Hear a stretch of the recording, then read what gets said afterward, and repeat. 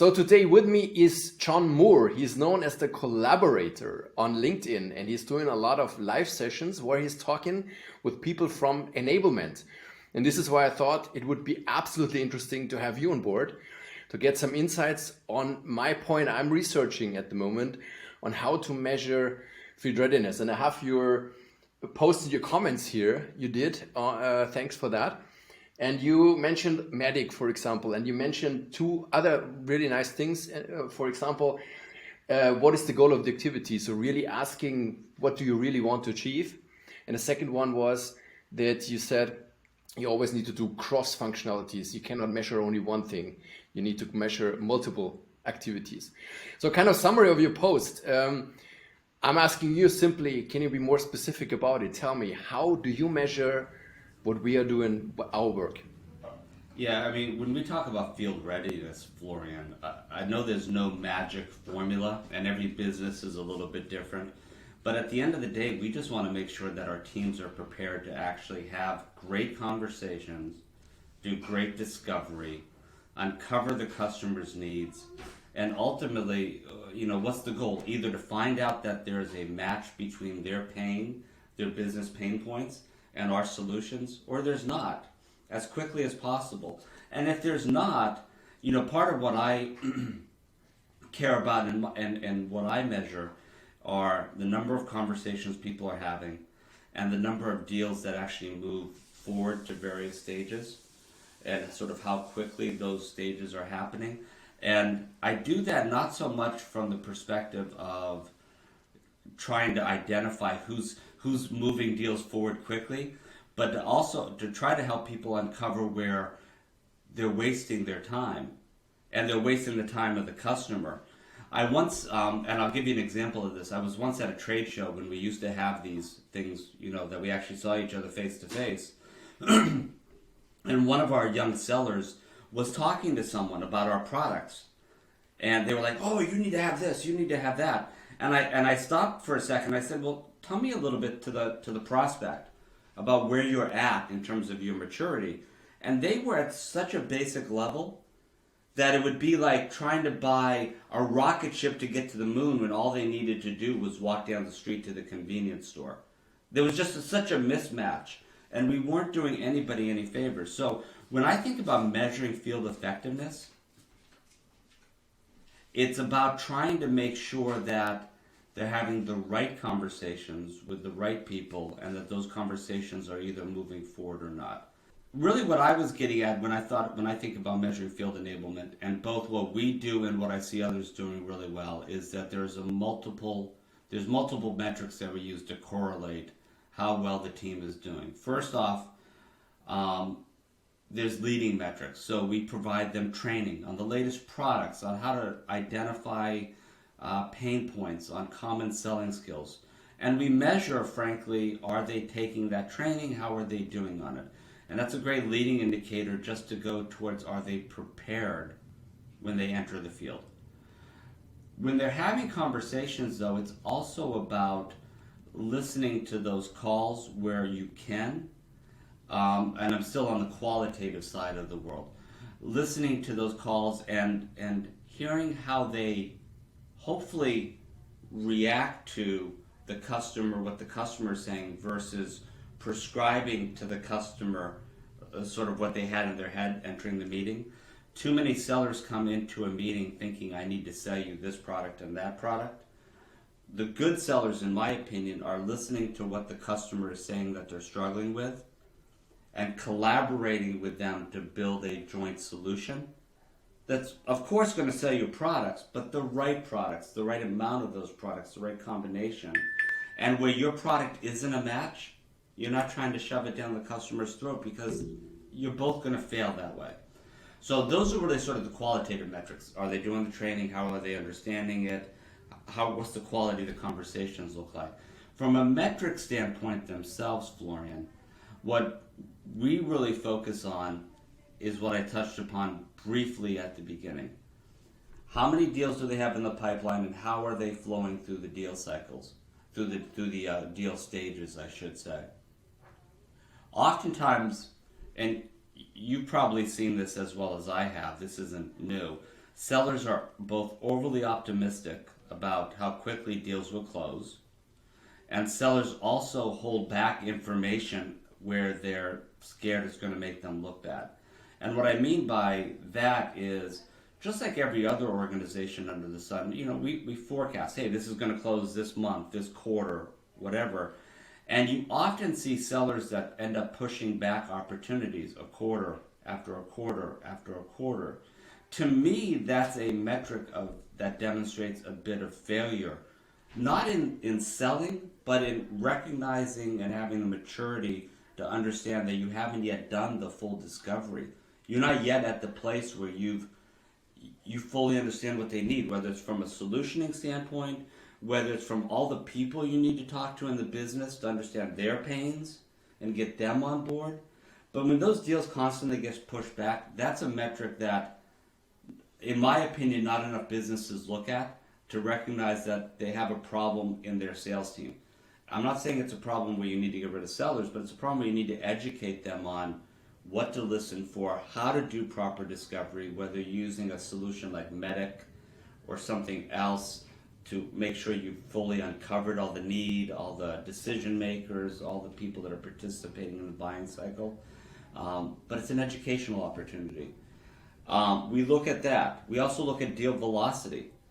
So when you're looking at deals in certain verticals, so we sell in a verticalized manner. So we sell into manufacturing, life sciences, high tech, for example. When we're looking at average deals typically flow a certain amount of time in one stage to the next to the next. If we see outliers where deals are moving particularly slowly for one seller, we use that as an indicator to really dig in and help them, because usually what it is that seller is struggling, whether they're struggling with dealing with procurement, or they're struggling with uncovering need during discovery, or wherever they're struggling. It's an opportunity to get proactive there. The other thing that we try to do is on the opposite side. If somebody's having tremendous success moving deals quickly through the deal cycle, we also sit down with them and really seek to uncover what they're doing well. And I've spoken a lot, and I need to shut up, Florian, because I could just talk about this all day long, but I'll give you an example of what I mean. We had a deal recently that closed, I think the entire deal took a week. And we're talking about a product that normally takes months to sell. And I sat down with the team that participated in that deal and do, as we always do, these deal reviews. And as we walked through it, we uncovered some really great practices that they tested about how they message, about how they pull together all the deal information and package it up for the decision makers and members of the buying committee, and even above them for the executive team. And we uncovered some really great lessons that we're hoping to apply to the rest of the group, because we think it's a better way than we've been doing it before. So it's about using these signals as an opportunity to learn, and whether it's to educate or to find new ways of doing business, we like to use those types of signals. That was a really nice summary. I didn't have to ask anything because you were in the flow, and everybody sees that you know what you're talking about. But I still nevertheless have some questions about it. So you were talking about people having a pipeline, for example. So salespeople having a pipeline, and they do not get forward with this pipeline. They always postpone it to the next quarter. So this is an indicator for you to say there is something wrong. They are not coming at this stage where they could make an opportunity out of it. There's this ratio, this selling ratio, like a ratio between won and lost deals, the pipeline and so on. And this is individual for everybody. Is this an indicator for you that helps you to at least handle individuals and give them the right coachings they need? Yeah, no, absolutely, Florian. So, yeah. And I just want to make sure I'm answering the question correctly. I think you're going towards win rates, are you going toward win rate? Yeah, perfect. To me, that's a real indicator. Look, some use cases that we try to solve take longer to get everybody involved because of the complexity of the solutioning that goes into building the right solution for a customer. and those might impact win rates. So you might see win rates against this type of problem be at this rate or that rate. You might see in a specific vertical, again, certain win rates. But when we see certain sellers doing either much better or much worse than the average, it is an indicator. Now, it may be a false indicator. We've all been around long enough to know that while somebody who has a great win rate may simply be getting lucky. We've certainly seen deals that simply move forward in a week, and it's not because of anything you did. It's almost in spite of what you did. When I mentioned that deal review I did the other day, the other thing that came up was that the sales team shared 2 or 3 things that they thought they did poorly, that they won the deal in spite of themselves because they made these mistakes. Got it. So you need to uncover, even when things look great, try to uncover opportunities for improvement. Not to ever beat anybody up, because otherwise, if you're just beating people up for it, nobody's going to want to share. But also, just so everybody can learn and improve, that kind of self-reflection is important. And also, if you're finding that somebody's struggling and not hitting the same win rate as other people, again, they may not be failing. It may be that the situations that they're entering into are simply more complex or slightly different than what you've seen before. And it may represent either a change in the market that you as a business were not prepared for or aware of, or it may represent an opportunity for additional coaching and training. I just think you need to go into all of these things saying, well, it could be the seller, it could be the environment, it could be how we're helping prepare them or not. So there's multiple factors to look at, obviously. We are again at the stage where you have an indicator, like in our case now the win rate, but still you have to go into the quality of it. Like, why is the win rate like it is today? Why is it good? And I think this is an important question. Most of the time nobody's asking because it went well, so nobody knows why it went well, but it went well. Never change a running system. But at the same time, you need to discover, why is it bad? What exactly is missing? Is it missing qualification? Is it missing a lack of closing a deal? Is it missing, or is the whole process breaking when they talk about pricing, about budget, about doing the demo or whatever? What is the time? So you still need to quantify the quality content behind it. Yeah, exactly, Florian. I think if you look just at the metrics, you're only getting half the picture. If you only talk to people and do sort of that quality analysis, you're still only getting half the picture. You have to always seek to marry the two together. Yeah. Otherwise, you're seeing an incomplete view of the world, and you're failing to learn and grow your business and your people. Very good. Yeah. Another question I had, just because of your first part, you mentioned you're doing a lot of coachings, trainings, workshops, lessons, and you measure them by surveys or maybe some exercises at the end and so on. How do you measure it? Because I always see the problem, if I prepare a session, doesn't matter if it's online or on the location, on the ground, if I do it a little bit entertaining, of course I will get more and better results. As soon as the people are kind of relieved and say, "Oh, cool, perfect, it was relaxing, it was convenient for me," I always get good results for sure. But this is not what Florian brought beer. It was wonderful. We love Florian. Exactly. Just bringing some beer. We brought my coaches former times from Switzerland. They always brought chocolate with them. So it's perfect, and then you get the points for it. The problem is, our goal is to bring the people out of their comfort zone, and this does not always feel good. So what are you measuring in surveys, except of the classic points, like was it useful and things like that? Yeah, I mean, and look, I don't want to pretend that we do this well each and every time, because we don't. But when we do it well, it's about a combination. I'm going to still go back to the qualitative and quantitative. We certainly want to understand those typical NPS type scores. Did you enjoy the session? Would you recommend it for your friends and family? Was the chocolate good? We certainly want to know those things, because we want an environment where people are excited to be there, happy to learn and grow. But you also, and we also put together quizzes and follow up activities that allow you to demonstrate that you've learned what we talk about. That's not perfect either, though, because there was a great researcher, and I forget when he was alive, but this gentleman, Herman Ebbinghaus, and you may or may not be familiar with him, but yeah, Ebbinghaus had this forgetting curve that has since been pretty much proven out that people lose knowledge pretty quickly. So you may have the best training session in the world, the best chocolate, the best insight, and everybody left that room understanding fully what you wanted them to learn. But guess what? 2 hours later, they've forgotten half of it. And by 30 days out, they've forgotten 90% of it, roughly. And if you don't build in those reinforcement activities, which honestly, we need to do it every time, and sometimes we don't do it, and we pay the price. If you build in those reinforcement activities that reinforce key points, and build in the measurement of that reinforcement, for the next 30 days, for the next 6 months, you're going to have much better results anyway.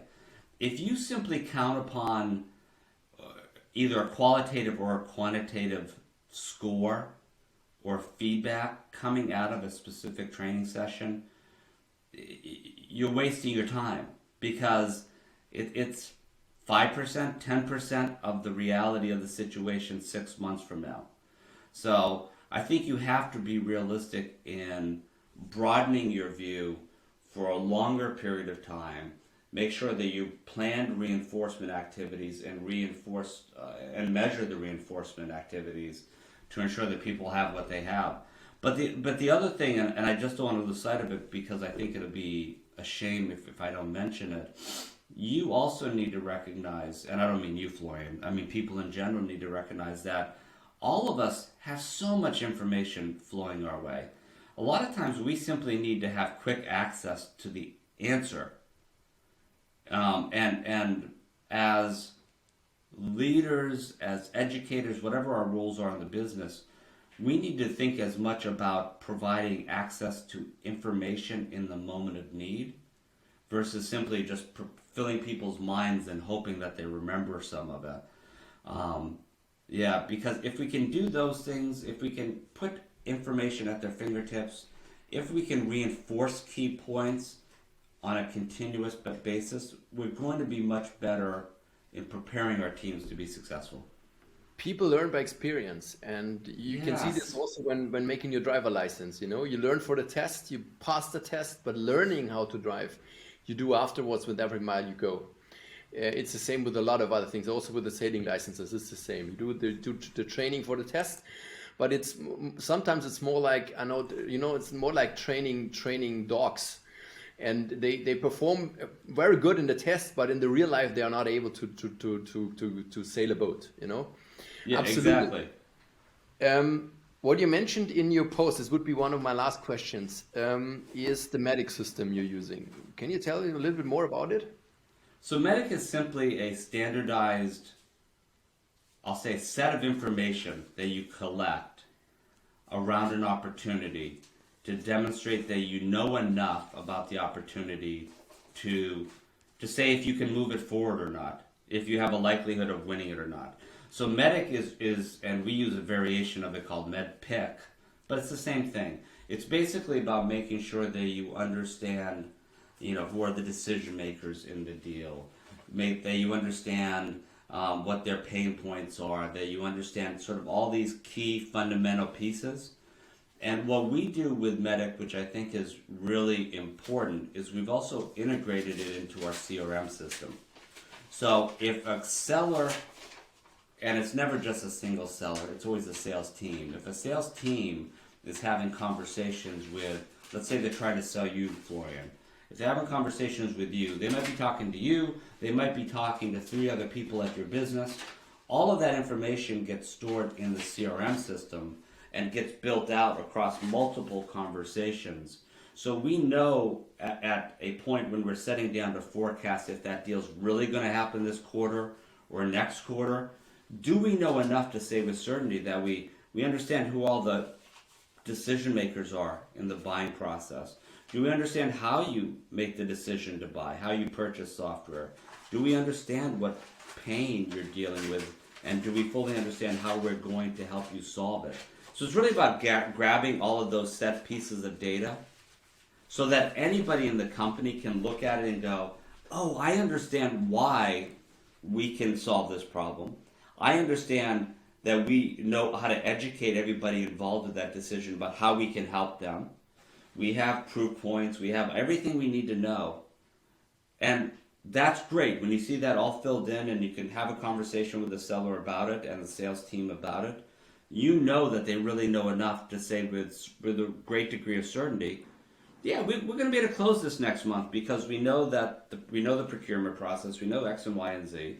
But you also know by the same token, if that medic is half empty and they're telling me that they're going to forecast the deal this quarter, you can look at it and go, but you don't know anything about all of these pieces that are critical for the deal. You may get lucky.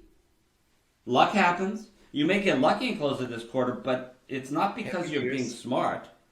Yeah, absolutely. It's all about happy ears, and it discovers the blind spots of conversation. And even if you have not been in a conversation, you can see immediately there's something we do not know. We did not talk about it. And this maybe helps to discover where the weakness is for the individuals in doing conversations and running through the sales process. Exactly, Florian, all of that. John, thanks a lot for those insights and for explaining a little bit more what the comment was about. Thanks for joining, and hopefully we will stay in touch, and I will listen to a lot of your live sessions on LinkedIn. It's always amazing, and it's always a good platform for networking and getting some new ideas. Thanks for being here. Well, no, anytime. Happy. It was great to chat, Florian, first off. It was cool to hear about the chocolates coming to classes. I'm going to do that versus beer. I will stick with the beer, to be honest. I'm stick with the beer. You know, you just have to get over the first day of training, then get them drunk in the bar, and the next day will be way better. It'll be much better. Florian, thank you so much. It was great catching up.